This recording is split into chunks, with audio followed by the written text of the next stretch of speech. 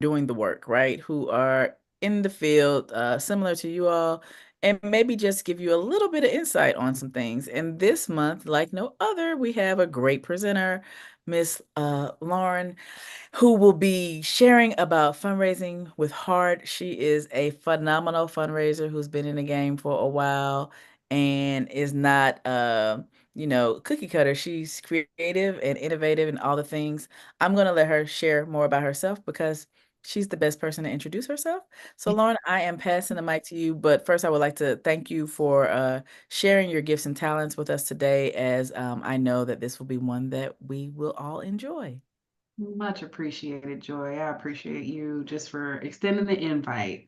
And I can't see y'all, but I know that you're there. And yes, I'm Lauren Tudor. Welcome to Fundraising with Heart. I'm excited to be here with you this afternoon to share just a couple of proven strategies that ideally will help you build sustainable funding for your mission. With that, we'll get into it. I'll take a moment just to introduce myself here. Who am I? I for over 15 years, I have worked with organizations to transform their fundraising approach. What I have learned in that time is that sustainable fundraising isn't really about tricks or tactics, but it's really about authentic relationships and sharing your story in ways that resonate deeply with your supporters and your network. My journey into nonprofits and philanthropy as a whole actually happened as a happy accident.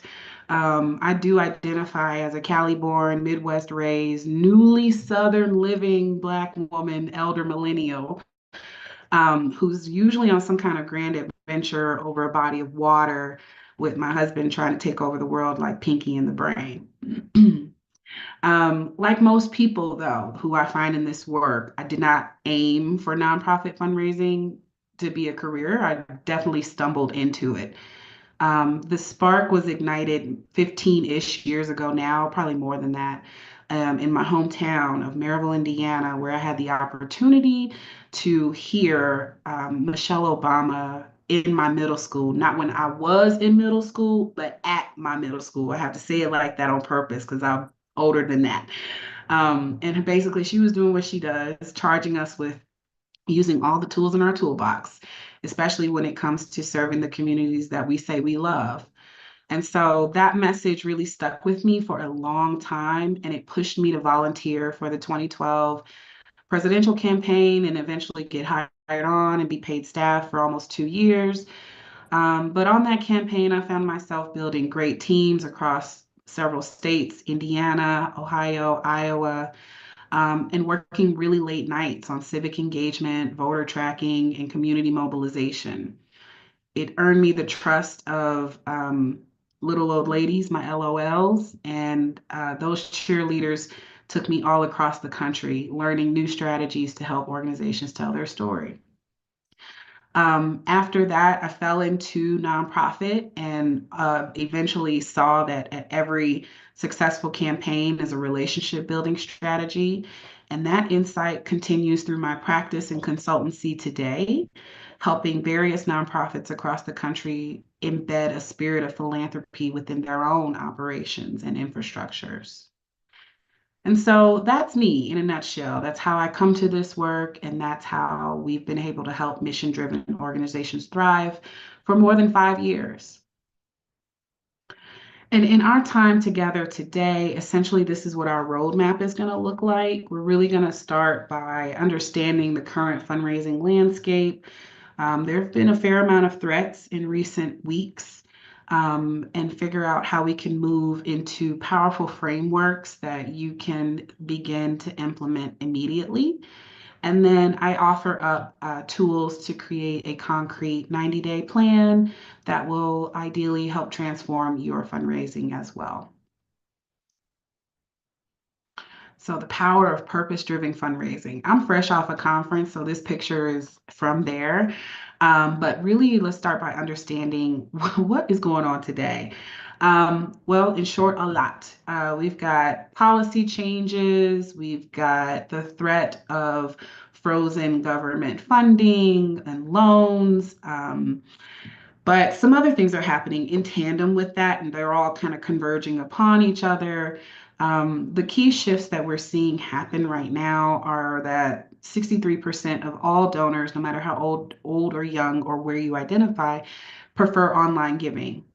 And 54% want communication via email, and 400% higher giving comes from multiple channel approaches. That just indicates a trend that we can probably pull deeper levers on. The other things we're seeing is that our population as a country, as a nation, is aging.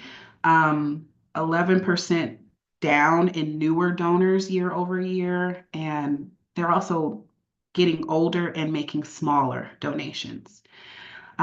You all probably get these job notices the same way I do, but staff vacancies are staying vacant much longer than they used to. And fundraisers are transitioning in and out of roles in every 16 months, down from every 18 months. So the burnout is real. In addition to whatever this administration is doing with the nonprofit ecosystem, which we are still kind of in a very uncomfortable holding pattern on. So that's the landscape today. Not rosy, not pretty, but real. And it offers opportunities for us to mitigate in the meantime. The other shifts that we see happening in our world is that there's um, for lack of a better term, a war between traditional approaches and more modern approaches.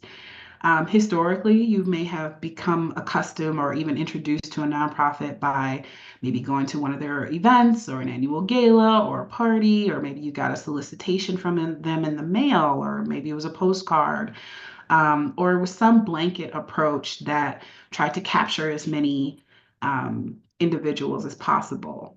The more modern approach is very much leaning into a digital first model, and we are seeing that the most successful organizations are embracing this type of evolution, leveraging multi channel operations and figuring out along the way how to personalize the journey in a digital space so that they can have real relationships with folks who are being captured in that model as well.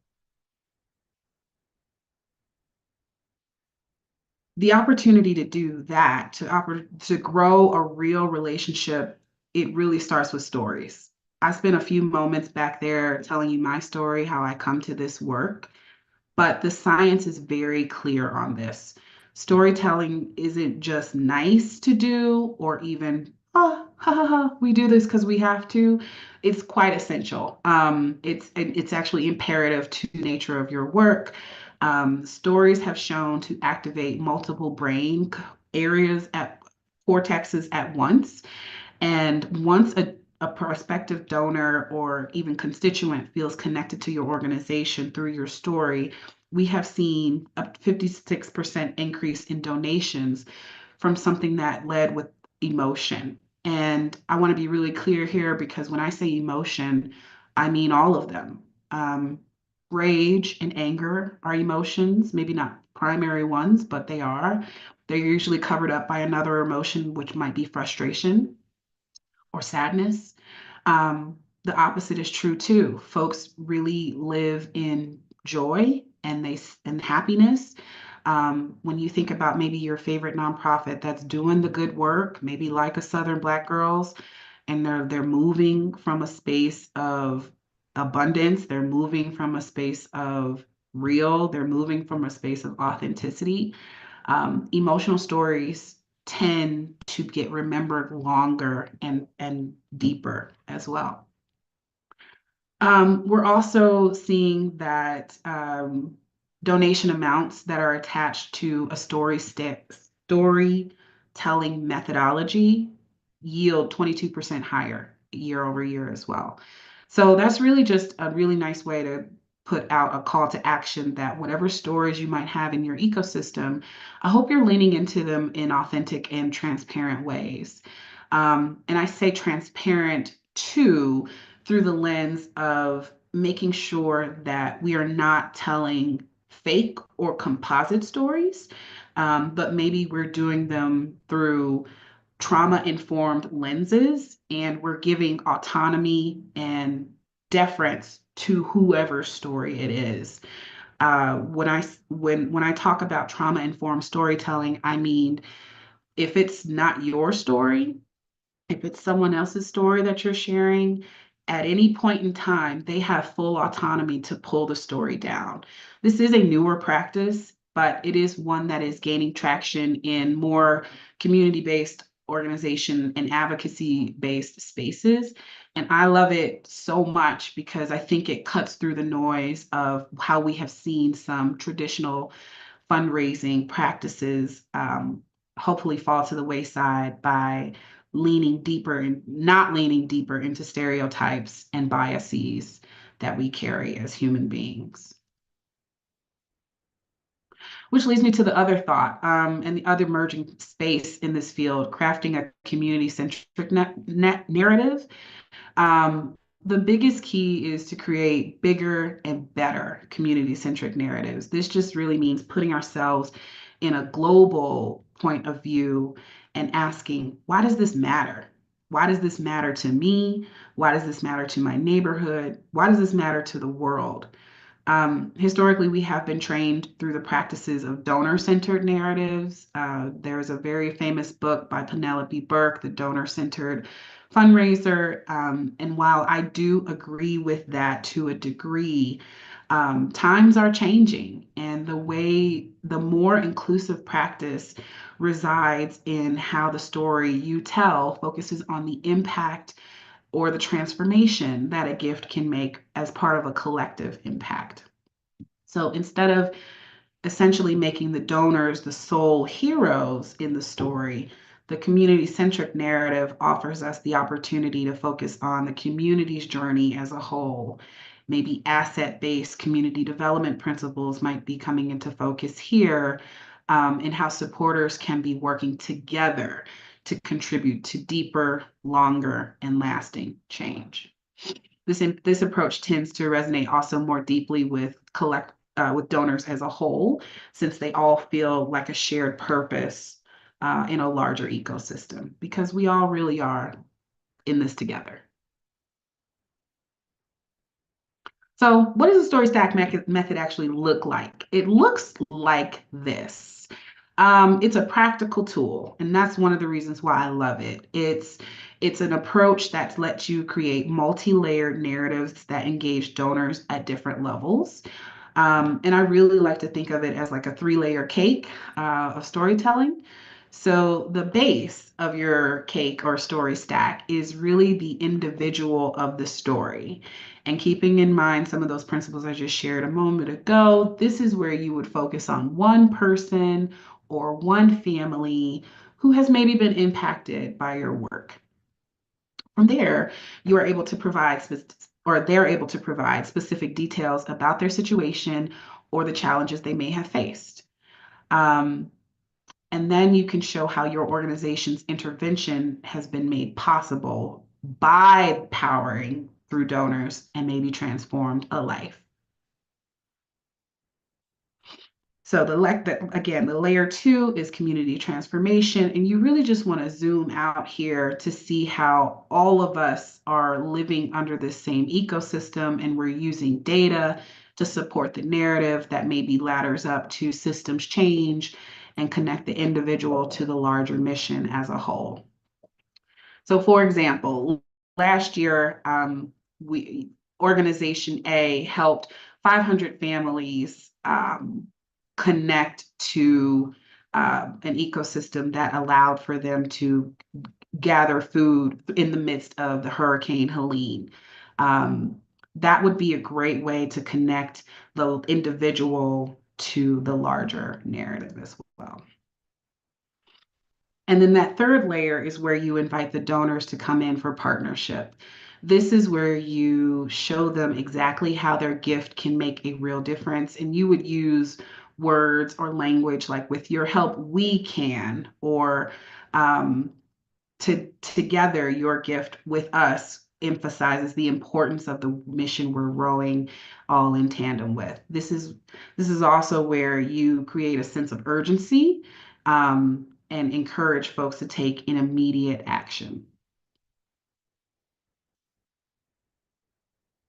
So if I was to put this all together in a real story stack, I would say something like, I'm coming to you live from Charlotte, North Carolina, and as we've seen recently, the South and Southeastern Seaboard um, is still dealing with the after effects of Hurricane Helene.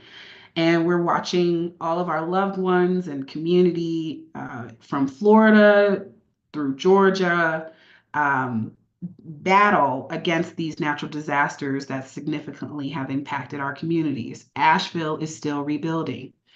In the aftermath of these events, this is where layer one would come in. You would say something like, meet Maria and John Green, a family of five who just lost their homes to a surge of flooding.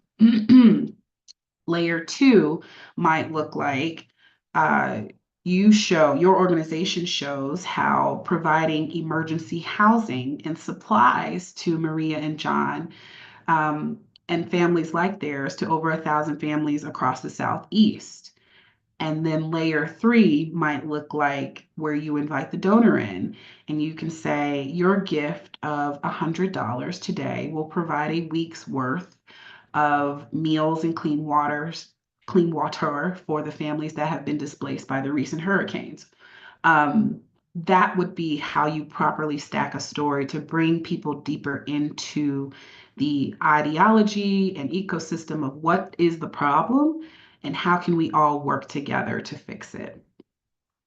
It tends to also create a multi-layered approach that tags on the emotional piece, but it's also very rational and it ideally inspires action.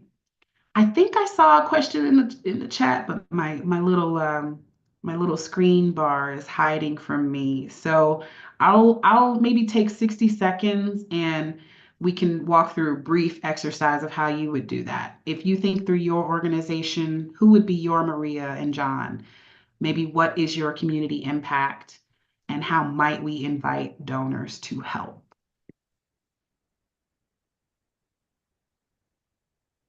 And there's the chat. Okay, I found it. Okay, it's the note taker. Okay.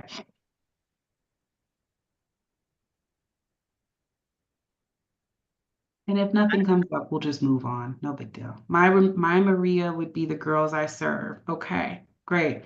What's your layer two? What's the community impact? I would encourage you to pick one girl so that we can zoom out later to all the girls that maybe fit her type of profile.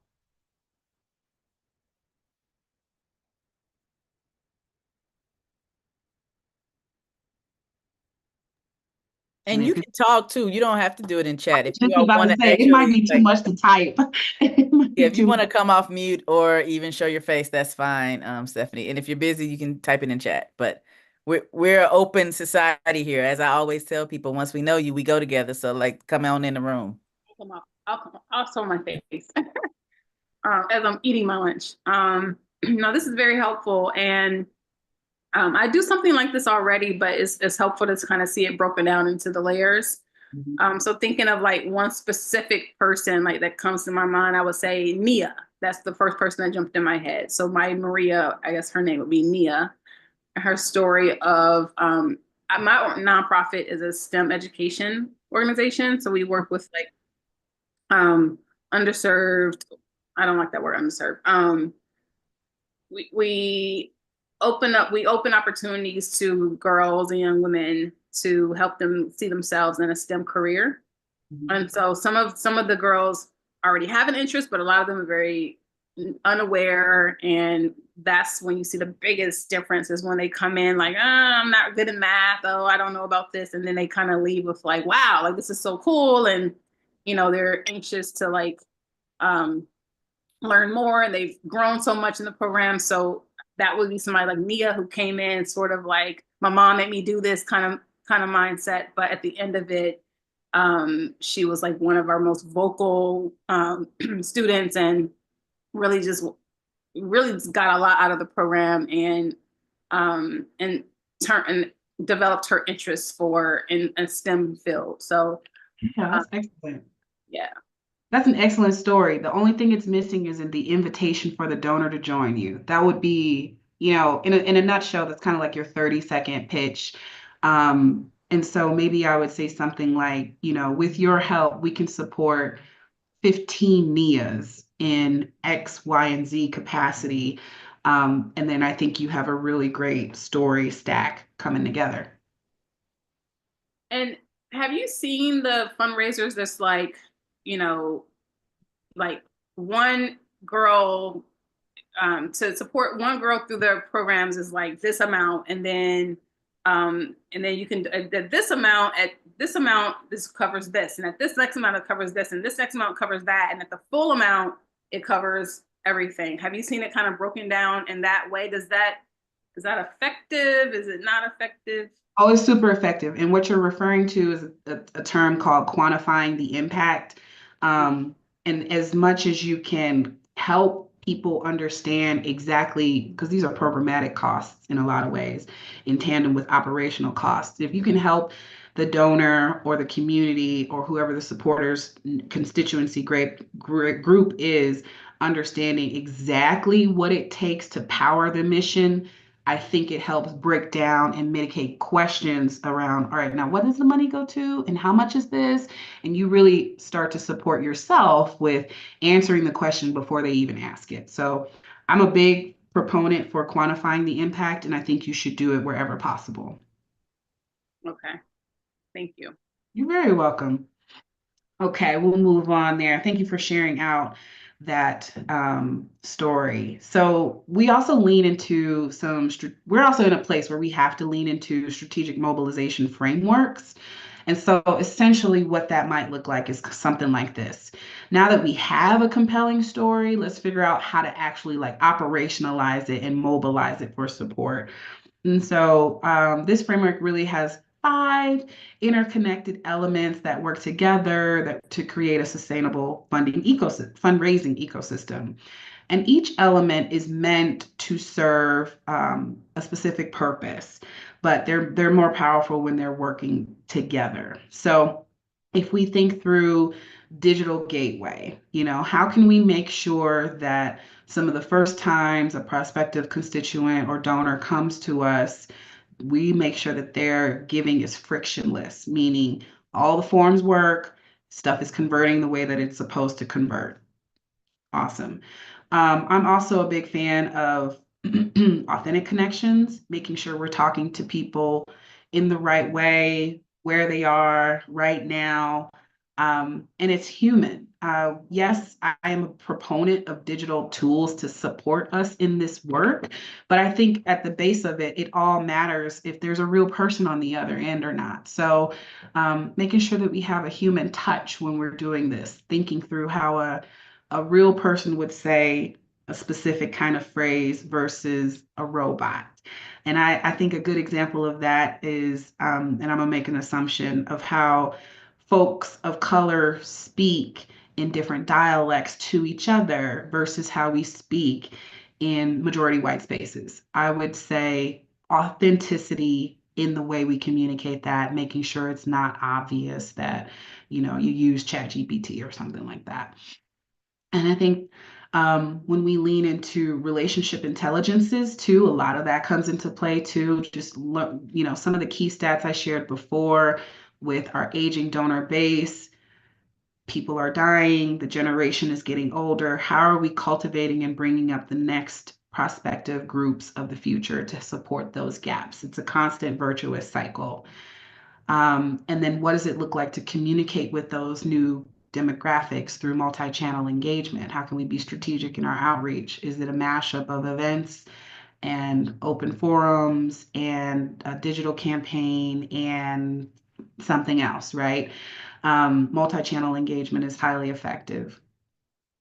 And then finally, once you've done all of these things, how can we lean into making sure the practice is sustainable so that your organization is really leaning into balanced and strategic growth? And so I did a little bit of homework, and I'm gonna give you all a little bit of shine here. I really love your website. I think for thinking through digital gateway, you all have kind of nailed it. Um, it's very easy to log on to the Southern Black Girls site. And the first thing that comes up are two donate buttons. There's one in the upper right-hand corner, and then there's one right center page. Looks like it's on a carousel of some sort. And I just really lifted those screenshots here to showcase this as an excellent design. Clean, mobile, responsive design, clear impact statements, right there, especially this one here at the bottom, your A plus promise, 100% of the donation goes to directly to financially empower the girls of Black girls and women. That's awesome. I don't think I've even seen that in a lot of places before. And it looks really frictionless as well. You already have it pre-selected to $500. So even if you're moving too fast in the clicks, that's where it lands. And I think that's great. The only other ad I would put something here is maybe in a a directive arrow that points to the $500 level that says most people give here. Because what that does is that subconsciously tells the audience member, oh, well, I don't want to be not like most people, or maybe I can be better than most people. These are some of the psychological tips and tricks that fundraisers like to implement to encourage bigger and deeper giving as well. Other things that are attached to authentic connections are personal touch points. I'm a big fan of prompt thank yous, personal check-ins, building the relationships you desire to have long-term support with. And I think the organization is seeing the great success of really balancing those technological efficiencies with genuine human connection. But there are some rules along the way. So if someone's making a gift, you're going to definitely want to try and thank them within 2 days, less or so. We want to keep a relationship open with them, sharing impact reports and other opportunities just to have conversation. I do liken fundraising to building a friend. I think if you can reflect on some of your best relationships, they came pretty organically. Fundraising, in a way, is not different from how organic those relationships are. And then as we think through multi-channel engagement, these are just some industry statistics, but different donors prefer different channels. And so thinking about how you want to pull the lever on some of those channels really serves a specific purpose in your strategy. Email still remains very powerful for nurturing relationships, with 54% of donors preferring this as a method of communication. It's just the world we live in. Everything comes through email. I understand it. Cutting through that noise becomes a level of artistry. So more power to you there if you can figure out how to do that. Social media is a great space for building community in general and awareness, and I would leverage it as such. All of your newsletters should not be going out on social, but very much social should be an accompaniment to email and even print. Direct mail is not dead. It is still the number one tangible connection piece that stands out in a digital world. I think we can get very creative with how we do direct mail. I have been on campaigns before where, in order to stand out in the mailbox, we sent a postcard, but the postcard was in the shape of a violin. You're going to notice that. And even if you think back 3 months ago to election season, where everybody's physical mailbox was blowing up, those postcards, the closer and closer we got to election day, got bigger and bigger and bigger until they were almost billboards folded up in your mailbox. That is not without rationale. If you want somebody to see it, even if it's just a 10-second moment that they have with the tangible piece, they had the moment and you won. You won. Um, so direct mail is not dead, not at all. And then lastly, picking up the phone. Phone conversations create personal moments and personal connections and tone and inflection and voice and more. All of that stuff translates beyond the screen. So my recommendation would be creating an integrated approach where each channel reinforces a piece of your story and maybe moves supporters towards deeper engagement. Okay. When we think through building sustainable funding ecosystems, I like to think about it as many streams lead to one really robust river. And so a sustainable organization will typically have 5 to 7 diversified revenue streams. I know people were probably, shoving this down your throat a couple of weeks ago with the Trump announcement and the memo for nonprofits for federal funding freeze. This is not anything we don't already know, but it can be really hard to focus on some of the things when we are already pulled in so many different directions. And so to try and help with that, I really put together a benchmark table that will ideally create some resilience against economic fluctuations and prevent over reliance on a single source like federal grants. And so when we think through what many streams might look like for you all or for anybody, really for any organization, monthly giving should be your foundation. It should be your um, immovable force because it offers you the opportunity to provide predictable, forecastable revenue that helps with planning and reduces the constant pressure to constantly acquire new donors. After you have a strong pipeline of monthly givers and sustainers, is when you can really start to move down on this, in this case, the ladder of moving donors along a moves management plan. So moving them to major gifts and then principal gifts, transformational capital campaigns, bequests, etc.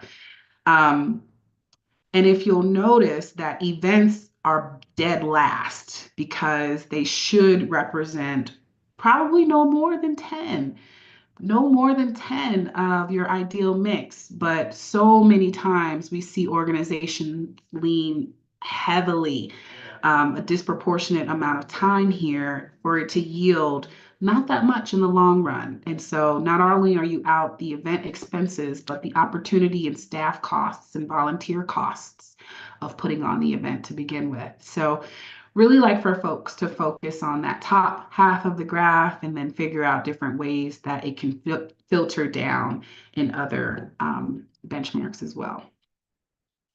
But this is how I'd look at your monthly giving program being a cornerstone of your work.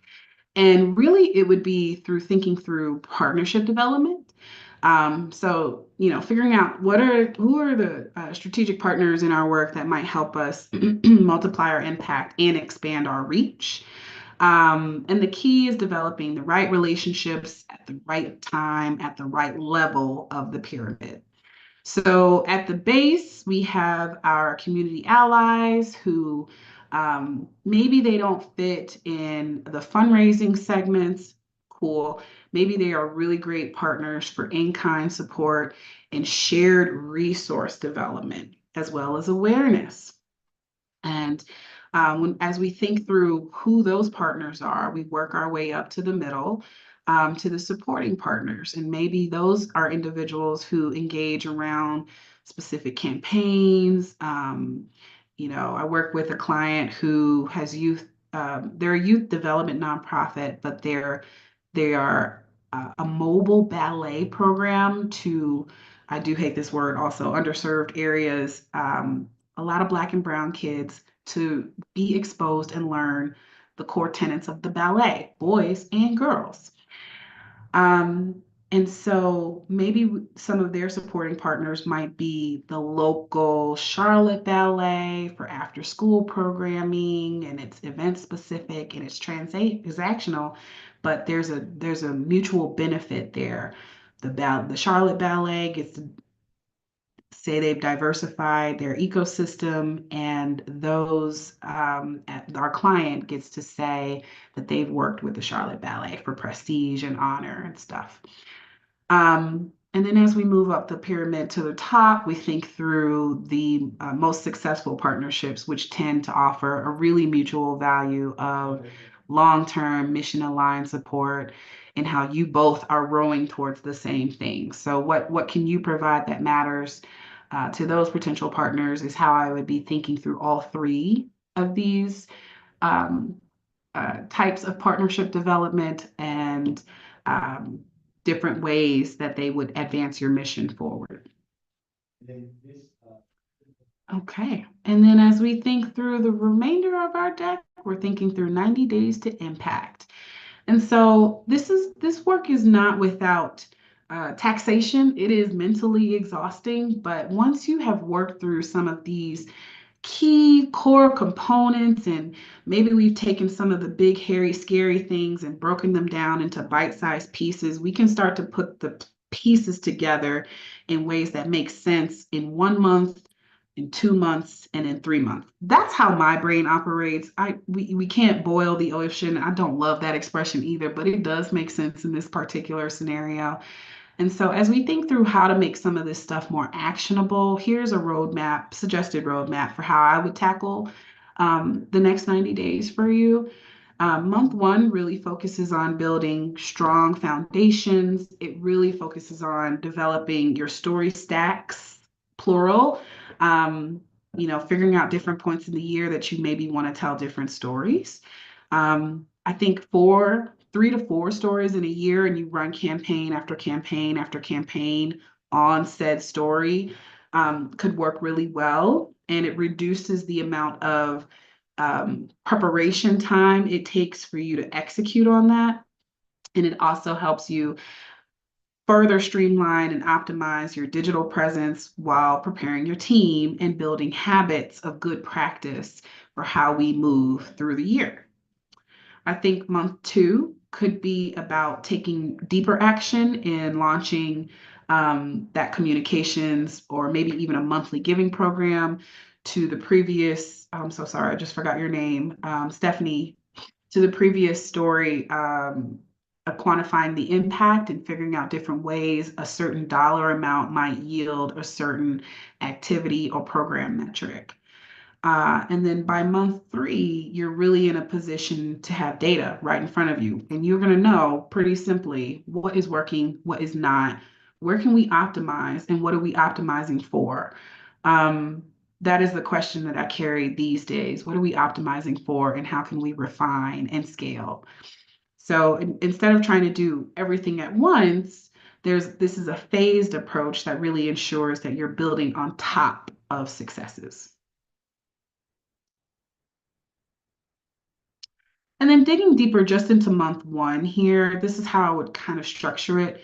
Your first month is really all about building strong foundations. So in week one, you're really looking at what it might be to complete your story stack. And if you've identified 3 to 4 stories, who they are, how can we bring in some of those elements I've already outlined, with layer one being about the individual, layer two being about community transformation, and then how do we think we might want to invite prospective supporters into this work.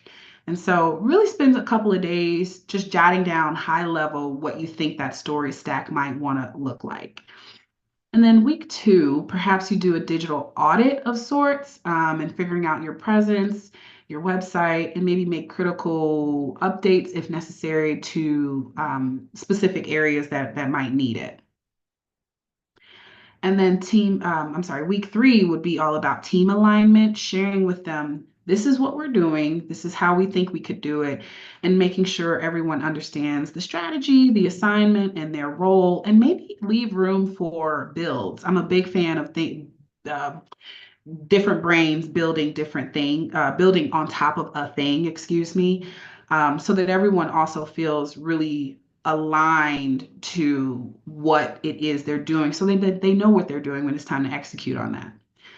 And then week four, you could launch and test. This is absolutely a launch and test.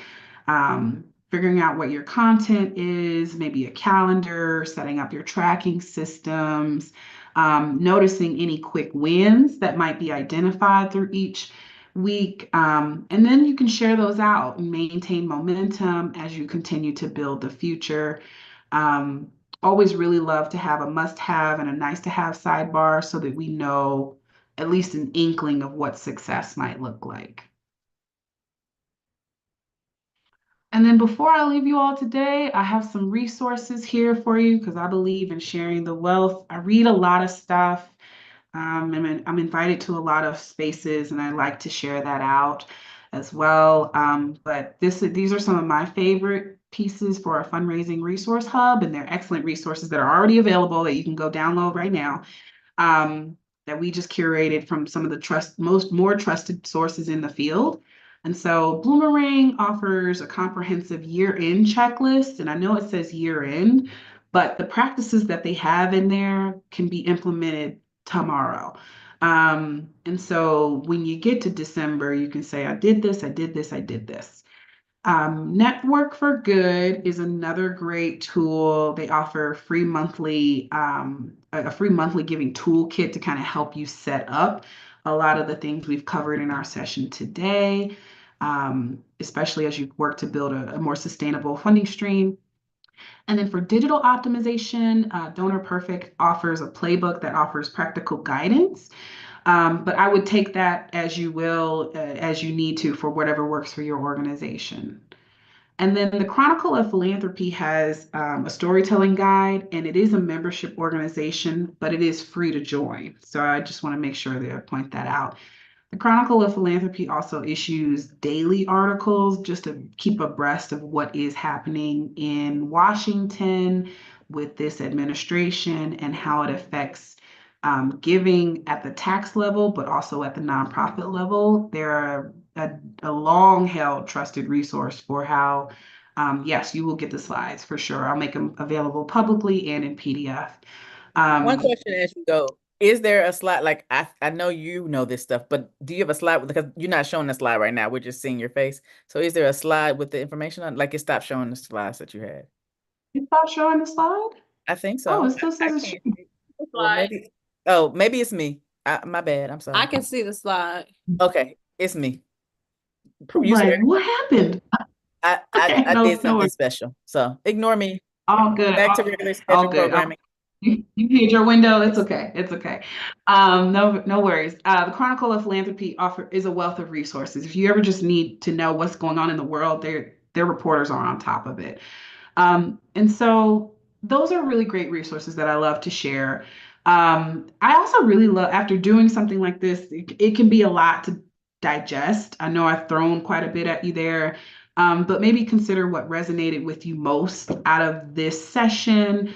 Maybe identify some areas you'd like to explore, and if you would like to reach out to our team, we are absolutely available if you need consultative guidance on something specific, or realistic for your organization as well.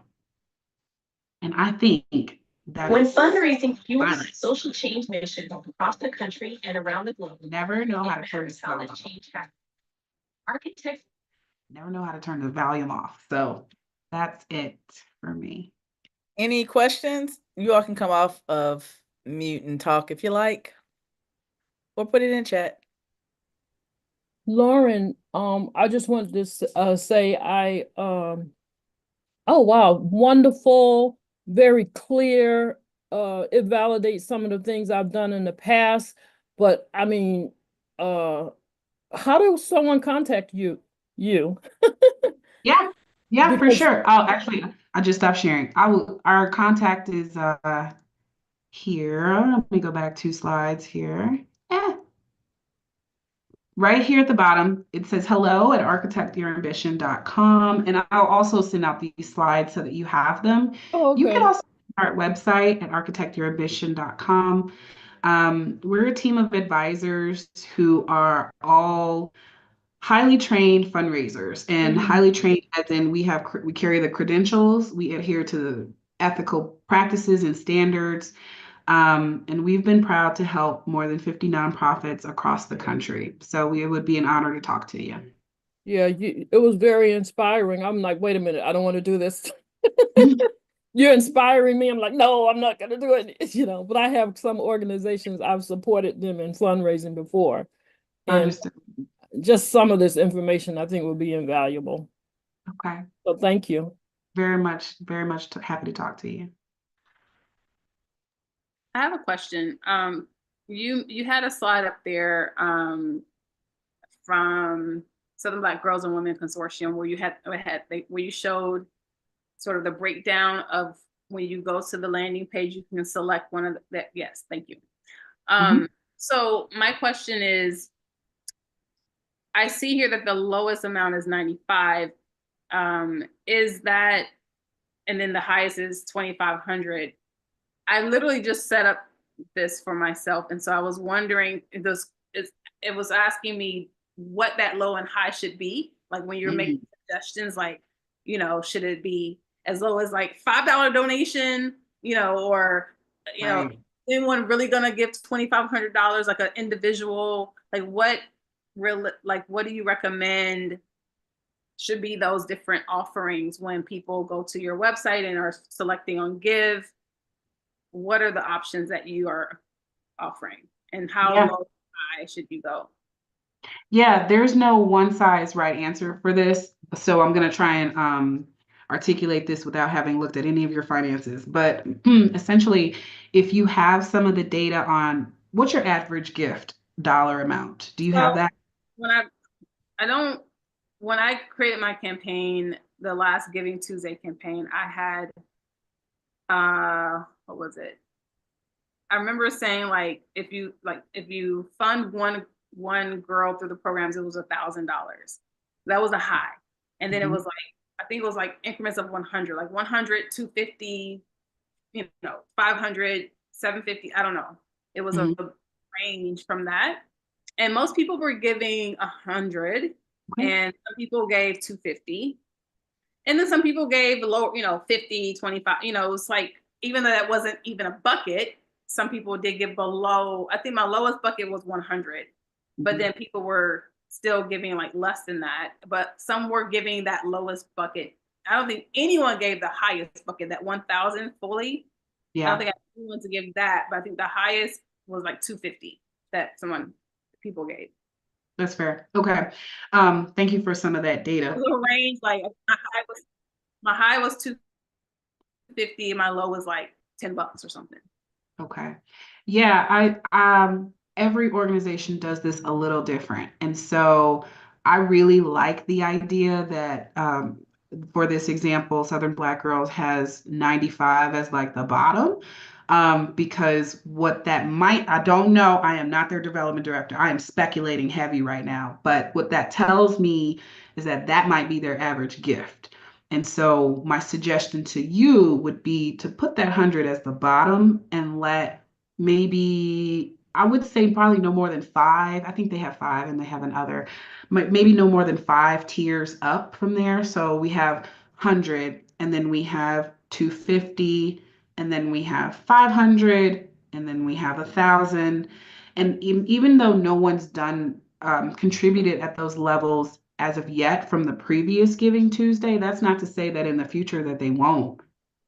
What you're communicating unconsciously on this page is that we accept mid-level gifts. We desire mid-level gifts.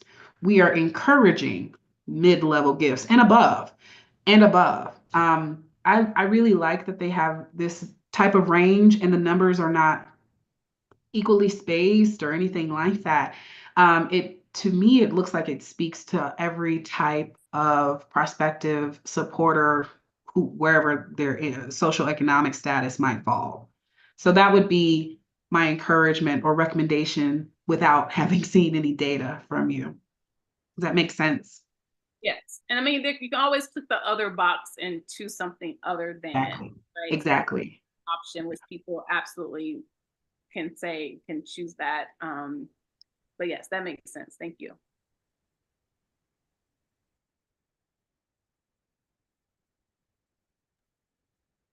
Any other questions?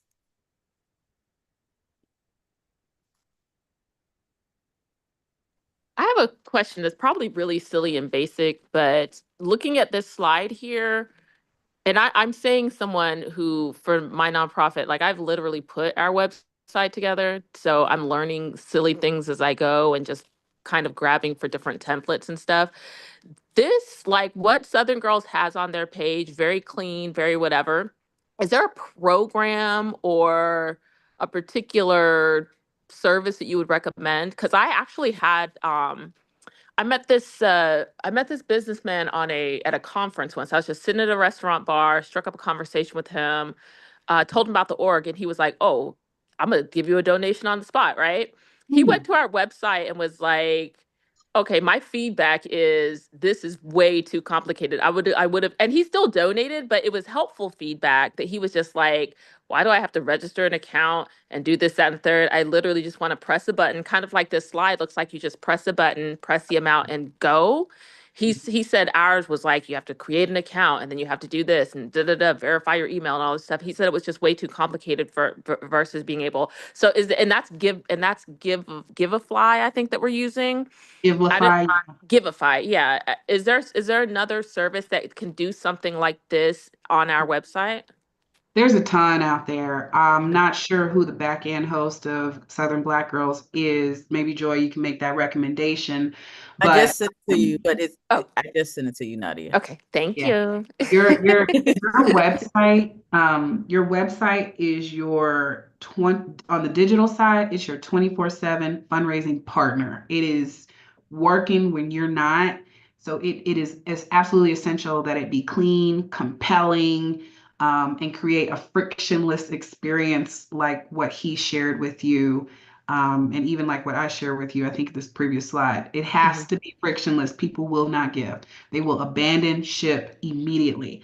Um, and so there are a lot of partners out there.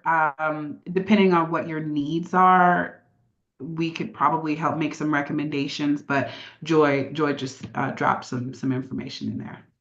Okay, thank you. That was helpful. Yeah. Well, I want to say I really appreciate the opportunity to be able to share your gifts and talents with us today, Lauren. It was very helpful to me, and I'm sure that the ladies that are on the call and those that will see this in the future will get some tools. I appreciate you sharing your contact information as you are doing all this great work. I am excited to lift up your organization and the work that it has done and will continue to do. Um, and admire you as all of the things that you have been able to successfully do. Thank you for sharing your story with us. We appreciate your time today. And that kind of completes our Sage Circle this month. This year, I want to definitely share that we have a conference coming up in June. It just was listed in our actual chat, so you can see conference information there. Also, stay connected with us with Mighty Network, which is our own personal gateway to us having conversations internally with our network. As I said, once we know you and you know us, we go together. So we have Mighty Network to help our conversations continue on, and we can connect with each other and share with each other tools and techniques, etc. Um, as always, we always like to share great things and great information at the Sage Circle. So we hope that you join us next month as we continue our culture of care for Black women and Black girls, caring for ourselves, caring for our nonprofits, and caring for our community this year. So thank you once again, and you all have a lovely day. Thank you. I just Thank you.